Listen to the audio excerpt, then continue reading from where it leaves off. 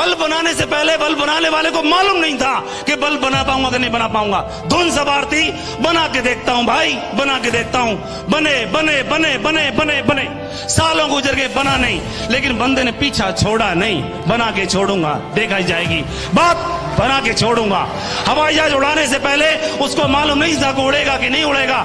और कई बहुत सलाह लोगों ने, विद्वान लोगों ने सलाह दी, उड़ता नहीं है, उड़ती नहीं है मशीन, उड़ता नहीं है लोहा। लेकिन वो पागल थे और उड़ा डाली उन्होंने, पागल बन के उन्होंने उड़ा डाली। ओम प्रकाश जी, नरसिंह ग्रेवाल जी, राजीव चतुर्वेदी जी, संजय जैन जी और भी ढेर सारे डायमंड, वो भी पागल बन गए।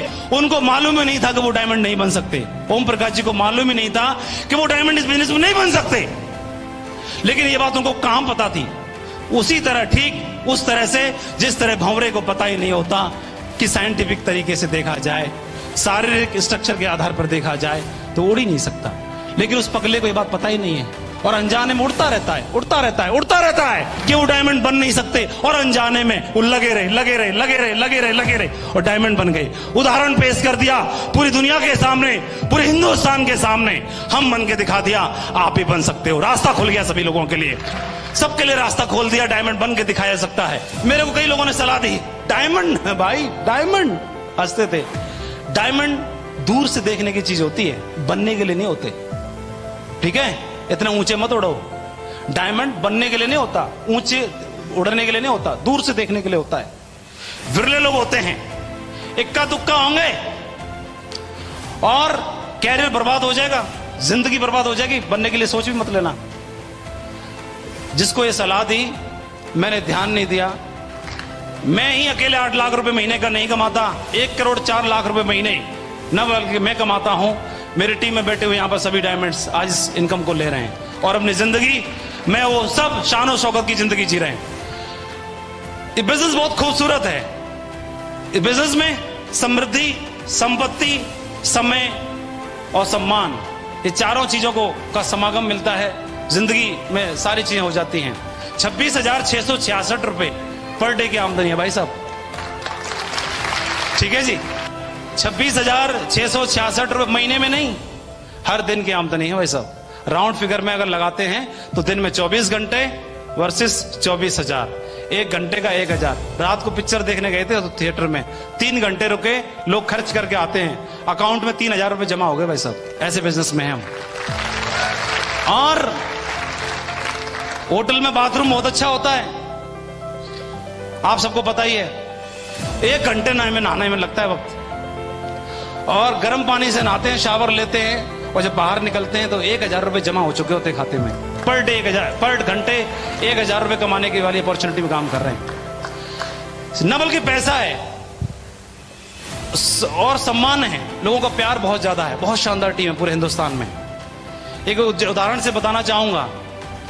एक व्यक्ति था, एक फैक्ट्री में काम किया करता था, इंजीनियर था, मैकेनिक था, और अचानक उसे पता चला कि उस फैक्ट्री का जो फ्रीजर प्लांट है उसमें कोई मिस्टेक हो गई, प्रॉब्लम हो गई है, तो सही करना है। इतना कमिटेड था वो बंदा, तो फ्रीजर प्लांट के अंदर एंटर कर गया और उसको ठीक करने में लग गया। और जब तक ठीक हो नहीं गया तब तक वहां से निकला नहीं। इस कार्य में उसको करीब 5 घंटे का वक्त लग गया और तो उसे पता ही नहीं चला कब शाम हो गई और कब फैक्ट्री बंद हो गई। फैक्ट्री बंद हो गई, उसने देखा घड़ी में रात के 10 बज गए और फैक्ट्री तो 6 बजे बंद हो गई, ताला लग गया। पूरे 500 लोगों का स्टाफ फैक्ट्री बंद करके चला गया। वो फ्रीजर प्लांट का दरवाजा बाहर से बंद था, लॉक हो गया, सारी लाइटें बंद थी और उसे लगने लगा आज तो मेरी मौत निश्चित है और मुझे तो पता ही नहीं चला। बेसमेंट में था, मोबाइल काम नहीं कर रहा, वो समझ नहीं आया मैं क्या करूं। बहुत दरवाजा ठोका, बहुत पीटा, उसे समझ में आ गया था 6 बजे सब लोग जा चुके होंगे। परेशान बहुत था, क्या करूं भगवान, आज मेरी मौत निश्चित है। और सबसे दुख तो इस बात का है कि मेरे अंतिम समय में मैं अपने परिवार के साथ भी नहीं रह पाऊंगा। परिवार को मिस करने लगा और थोड़ी देर में उसने सरेंडर कर दिया।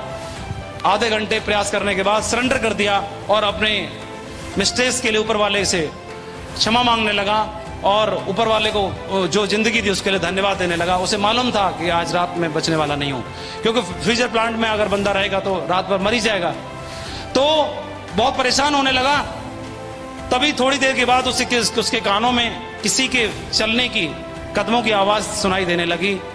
तो उसे लगा कि कोई आ रहा है और फिर उसे महसूस हुआ कि कोई दरवाजे पर ताला खोलने का प्रयास कर रहा है। अंधेरा था, लाइटें ऑफ थी।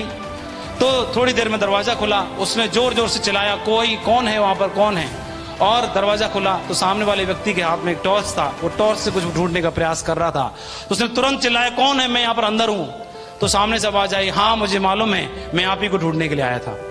तो उसे समझ नहीं आया, टॉर्च की रोशनी में जब उसने देखा कि वो व्यक्ति कोई और नहीं, उसी फैक्ट्री का गेट पे सिक्योरिटी देने वाला सिक्योरिटी गार्ड था। तो उसने देखा कि आप बताओ आप यहां क्या कर रहे हो, सिक्योरिटी गार्ड से पूछा। तो उसने बोला कि मैं बाबूजी आप ही को ढूंढने के लिए आया था। तो उसने बोला कि मुझे ढूंढने कैसे आए थे, इस फैक्ट्री में तो 500 लोगों का स्टाफ है, 500 लोग बहुत होते हैं और सब लोग 6 बजे चले गए, फिर तुम्हें कैसे पता कि मैं यहां अंदर हूं? तो उसने बोला कि बाबूजी 500 लोगों का स्टाफ जरूर है, पिछले 15 साल से मेरे कानों को एक आदत पड़ गई है, सुबह कोई आते वक्त मेरे को हेलो बोलता था और जाते वक्त गुड बाय बोलता था। 15 साल से मैं सुन रहा था, आज मेरे कानों ने हेलो तो सुना लेकिन शाम को जाते वक्त गुड बाय नहीं सुना, और मुझे लगा कि गुड बाय बोलने वाला व्यक्ति अंदर ही है और मैं गुड बाय सुनने के लिए अंदर चला आया। तो वो व्यक्ति उसके लिए मसीहा का रोल अदा कर दिया उसने। अपने से छोटे वाले व्यक्ति के साथ भी उसने क्या किया, अच्छे से पेश आया, अच्छे से रिलेशन क्रिएट किए, उसको पूरा सम्मान दिया और वो व्यक्ति उसके लिए जिंदगी में भगवान बन गया, जिंदगी बचाने वाला बन गया। दोस्तों वैसे तो देखा जाए, आध्यात्मिक दृष्टि से देखा जाए तो कोई भी व्यक्ति इस दुनिया में ना तो छोटा है किसी से भी और ना ही बड़ा है किसी से भी, सभी बराबर ही है। लेकिन अगर कोई फाइनेंशियल स्टेटस के हिसाब से या किसी और चीज के हिसाब से, पद के हिसाब से हमसे जूनियर है, छोटा है, बड़ा है, क्या फर्क पड़ता है, डजंट मैटर। भगवान ने मौका एक ऐसा दे दिया है, हर एक के साथ कंधे से कंधे मिला करके हम जिंदगी में बहुत बड़ा कारवां खड़ा कर सकते हैं।